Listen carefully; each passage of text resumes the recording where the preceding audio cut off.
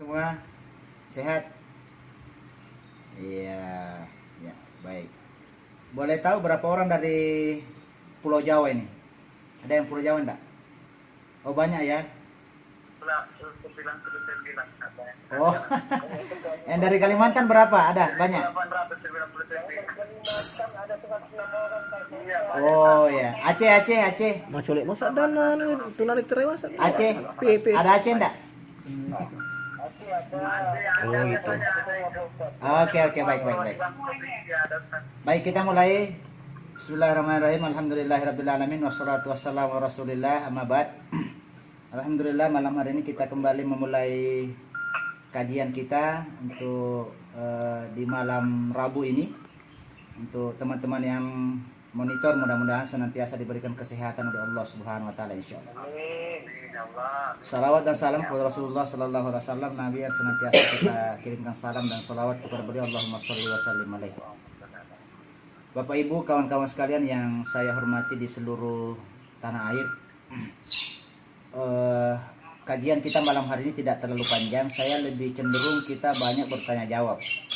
Karena persoalannya adalah kadang-kadang karena keterbatasan fisik kita tidak ada akses untuk bertanya, sehingga saya lebih cenderung ke situ. Ya, baik. Ini juga kalau kita mau main tema-temaan atau judul-judulan, tema kita adalah evaluasi ibadah setelah bulan Ramadan. Kenapa saya tertarik mengangkat ini? Karena kadang-kadang intensitas, kualitas dan kuantitas ibadah kita itu mulai berkurang setelah Ramadan berlalu. Ini menjadi masalah. Padahal Ramadan itu adalah pelatihan. PNS kan, untuk jadi PNS juga ada prajabatan. TNI Polri ada pendidikan. Kita juga ada pendidikan sebagai orang beriman di bulan Ramadan. Maka ini tidak boleh berkurang. Nilai sholat, nilai berjamaah, nilai mengaji, zikir, sholat malam tetap berlanjut walaupun Ramadan sudah berlalu. Nah, oleh karena itu pada kesempatan kali ini saya ingin mengajak kepada teman-teman, kalau tidak mampu mencatat silahkan merekam menggunakan HP-nya beberapa amalan-amalan sunnah yang sederhana, mudah, tapi sangat tinggi pahalanya di sisi Allah. Bahkan kita-kita yang punya keterbatasan fisik juga mampu melakukan itu. Jadi nanti tolong dicatat-catat, diingat-ingat. Kalau kurang jelas, kurang paham, silakan nanti dipertanyakan ya. Baik. Yang pertama adalah amalan yang sangat tinggi pahalanya di sisi Allah dan sederhana, yaitu belajar agama. Ya, belajar agama di sini tidak terbatas hanya di masjid saja. Di rumah boleh. Kalau tidak ke sekolah, di rumah boleh, di HP juga boleh, seperti yang kita lakukan malam hari ini. Nabi SAW menyatakan, "Majtama'a qaumun fi baitin min buyutillah." Tidaklah berkumpul umatku di sebuah tempat, yatluna kitab Allah, mempelajari kitab Allah, wa yatadarasuna, dan memahaminya, illa khaffat alaihimul malaikah, kecuali semua yang terlibat di tempat itu dilindungi oleh malaikat. Wa ghasyiyat alaihimur rahmah, dan mereka mendapatkan rahmat dari malaikat sampai selesainya itu acara. Wa dzakarahum fi man inda, dan seluruh makhluk Allah yang terbang, yang di tanah, semuanya menjadi saksi di hadapan Allah bahwa yang bersangkutan hadir mengikuti pengajian, seperti pengajian kita pada malam hari ini melalui konferensi. Itu poin 1. Jadi kawan-kawan sekalian, jangan berkecil hati, walaupun mungkin ada yang sudah tidak sekolah, tapi tetap belajar, karena belajar itu tidak mesti harus di kelas ya, insya Allah pahalanya sangat luar biasa. Persoalan paham atau tidak materi itu urusan nomor 2, yang penting ada semangat dulu lah untuk belajar ya. Oke. Baik, di hadis lain yang menyatakan, "Masalaka tariqan yaltamisu fihi ilman sahhalallahu tariqan ilal jannah." Siapa yang mencari jalan untuk belajar agama, insya Allah Allah mempermudah jalannya menuju ke surga. Fasilitas yang ada hari ini seperti telepon konferensi ini sangat memudahkan kita. Karena di tempat lain juga saya adakan kegiatan ceramah tapi melalui video call. Itu untuk teman-teman tuli dengan menggunakan bahasa isyarat. Nah, kalau kita menggunakan konferensi seperti ini sama, cuma modelnya yang berbeda, yang untuk kita belajar. Insya Allah itu bagian daripada jalan kebaikan. Yang kedua adalah membaca Al-Quran. Amalan yang sangat mudah membaca Al-Quran. Kalau tidak mampu membaca karena tidak dilihat, bisa dibacakan atau mendengarkan. Yang mendengarkan bacaan Al-Quran. Nah, Nabi SAW menyatakan, man qara'a harfan min kitabillah falahu bihi hasanah. Siapa yang membaca Al-Quran maka dia mendapatkan satu pahala. Wal hasanatu li asyri amsalihha, dan satu pahala dilipat gandakan 10 kali lipat oleh Allah Subhanahu wa taala. Nah, itu pahalanya luar biasa. Nabi menyatakan, la aqulu alif lam mim harfun, saya tidak menyatakan alif lam mim itu satu huruf, tapi alif satu huruf dan lam itu satu huruf, mim itu satu huruf. Bisa dibayangkan kalau kita membaca satu lembar, satu halaman, itu luar biasa. Maka biasakanlah satu hari jangan lewatkan tanpa membaca Al-Quran. Ya kawan-kawan sekalian. Yang ketiga, amalan yang sederhana dan sangat besar pahalanya adalah memperbanyak bersalawat kepada Nabi. Nabi menyatakan, man shalla alayya sholatan, siapa yang bersalawat kepada aku satu kali, sallallahu alaihi asyra, maka Allah membalas salawat itu dengan 10 kali salawat. Wa khuttat asyru khotayatin, dan Allah menghapuskan 10 dosa. Wa rufi'at bihi asyru hasanat, dan darajat, dan Allah mengangkat baginya 10 derajat di surga kelak.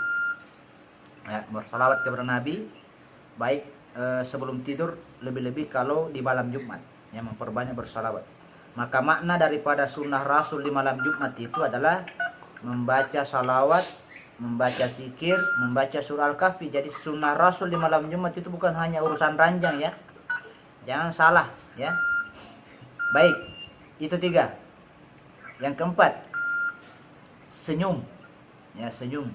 Tabassuma kali akhika sedekah, senyummu kepada saudaramu adalah sedekah. Jadi kalau belum mampu bersedekah uang, senyum kepada saudara. Tapi jangan juga kalau ada uang lalu lewat celengan di hari Jumat senyum saja, tidak bersedekah. Ya. ya. Oke. Itu yang keempat. Saya persingkat saja karena sejujurnya ini banyak. Saja poin-poin yang penting-penting. Berikutnya yang menjadi amal soleh, amal kebaikan yang sederhana tapi sangat besar pahalanya di sisi Allah adalah melayat, mensolati dan menguburkan jenazah. Jadi kalau ada keluarga, sahabat, kerabat, tetangga meninggal dunia, hadiri. Kalaupun tidak mampu jalan sendiri, minta tolong orang untuk diantar, ditemani. Nabi menyatakan, man syahadal janazah, siapa yang menyaksikan jenazah hatta yusalli alaiha, sampai disolati, falahu qirat, dia dapat pahala 1 qirat. Wa man syahidaha, dan siapa yang menyaksikannya hatta tudfin alaih, sampai dikuburkan, falahu qiratan, maka dia mendapatkan 2 qirat. Wa su'ila mal qirat, dan ditanyakan kepada Nabi apakah itu qirat. Nabi menyatakan, masalul jabalainil azimain, seperti 2 gunung yang sangat besar. Itu pahalanya luar biasa. Jadi kalau bisa, jangan hanya sampai disolati, tapi antar sampai ke area perkuburan. Nah, itu 5 poin yang menjadi bahasan kita, sederhana, dan saya kira kita semua mampu melakukan itu, insya Allah. Ya, oke, baik.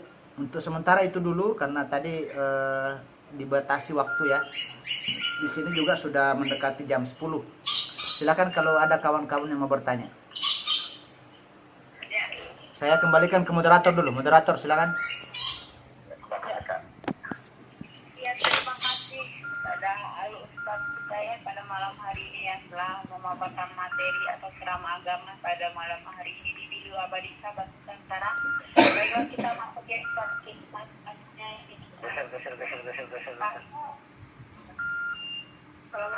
ya, acara kita yang keempat yaitu di sesi tanya jawab. Seperti biasa, silakan yang mau bertanya kepada Ustaz sebutkan nama dan alamatnya ya, asalnya. Assalamualaikum warahmatullahi wabarakatuh. Waalaikumsalam warahmatullahi wabarakatuh. Silakan. Saya dulu ya. Iya, oke. Ya, silakan, Mbak. Ya, dengan siapa? Mbak Dila. Oh, Juhra. Juhra ya. Ya, silakan Mbak Juhra. Juhra di mana ini? Dari mana tuh? Juhra di Bulukumba. Oh, Bulukumba ada. Ya. Silakan pertanyaannya Mbak Juhra. Halo, yang Nama tanya mana? Ya, tuh. Diura. Ya, silakan jawab ini. Silakan Mbak Diura. Assalamualaikum. Barisa. Ya, mana? Sudah biasa kan? Ya. Waalaikumsalam. Silakan. Boleh ya, Ritayana mau bertanya ya. Diuranya kita tunggu itu. Mbak Diura udah ada? Ya, saya dulu kasih ke. Ya, silakan yang lain dulu. Lanjut. Oke, Assalamualaikum warahmatullahi wabarakatuh, Pak Ustadz. Waalaikumsalam warahmatullahi wabarakatuh. Ya, waalaikumsalam warahmatullahi wabarakatuh. Silakan pertanyaannya dari Dayana. Iya. Ini Ritayana dari Jambi ya Pak Ustadz. Rikayana Jambi. Ya, silakan. Iya, Jambi ya. Ya, Ritayana cuma mau bertanya aja sedikit Pak Ustadz ya. ya. Silahkan. Jika kita merasa terzolimi oleh orang yang udah kita anggap saudara, apa yang harus kita lakukan Ustaz? Terus yang kedua, apa hukumannya di hadapan Allah bagi orang-orang yang mereka zalimi? Terima kasih Pak Ustaz. Assalamualaikum warahmatullahi wabarakatuh. Waalaikumsalam warahmatullahi wabarakatuh. Moderator ditampung dulu atau langsung dijawab ya? Ya. Ya. Pertanyaannya, apabila kita dizolimi oleh orang yang sudah dianggap saudara, gitu ya, Karite, oleh saudara, apa, ya, bagaimana sikapnya dan yang harus kita lakukan, dan juga apa hukumannya buat orang yang menzolimi tersebut, begitu. Ya. Baik. Salah satu jalan untuk kita mendapatkan doa yang makbul adalah ketika posisi kita dizalimi. Oh iya. Tapi tidak semua orang yang dizalimi itu makbul doanya loh. Artinya dizaliminya karena apa? Karena jangan sampai gara-gara perilaku kita juga. Kan kadang-kadang kan ada orang mengatakan tidak ada asap kalau tidak ada api, tidak ada perilaku tanpa ada ini. Oleh karena itu, jika memang murni dizalimi karena kelemahannya, kedaifannya, kemiskinannya, kekurangannya, maka sabar. Ya, sabar ini perlu diperjelas karena kadang ada orang menyatakan saya sudah cukup sabar, sudah lama. Sabar dalam Islam itu tidak ada batasnya. Dan menjadikan itu kesempatan untuk berdoa kepada Allah karena itu masa makbulnya doa. Nabi menyatakan salah satu di antara orang yang doanya makbul adalah doa mazlum, doanya orang yang terzalimi. Ya. Oke, tidak usah membalas orang yang menzalimi itu caranya adalah dengan membalas dengan kebaikan, bukan membalas dengan kezaliman yang sama. Karena kalau kita balas dengan perilaku yang sama berarti kita sama dengan dia. Ya. Nah, bagaimana balasan orang yang zalim? Nabi menyatakan az-zulmu zulumatun yaumal qiyamah. Kezaliman itu adalah kegelapan. Nanti orang yang zalim itu akan hitam mukanya di akhirat. Kalau teman-teman menyatakan kita akan tidak lihat, nanti di akhirat tidak ada lagi netra. Semua sudah melihat. Tidak ada lagi, sudah melihat. Oh, ini bukanya hitam, badannya putih. Berarti ini orang zalim di dunia ini. Kalau di dunia ini kan banyak juga orang tertipu. Sebaliknya ya, putih mukanya, hitam betisnya, ya karena pengaruh alat kosmetik, ya. Oke, itu aja dulu. Silakan yang kedua. Ya, silakan dari Mbak Dira, mana Mbak? Terima kasih ya. Ya, silakan Mbak Dira. Ataupun almarhumah, tetapi dengan keadaan kita yang merasa tidak mampu, dalam artian kita tuh tidak ada yang menolong untuk kita untuk melihat, Menuntun ya. Nah itu bagaimana Ustaz? Yang kedua, jadi kita ini sering mengucapin Ustaz ya Assalamualaikum, itu kan beda Ustaz ya.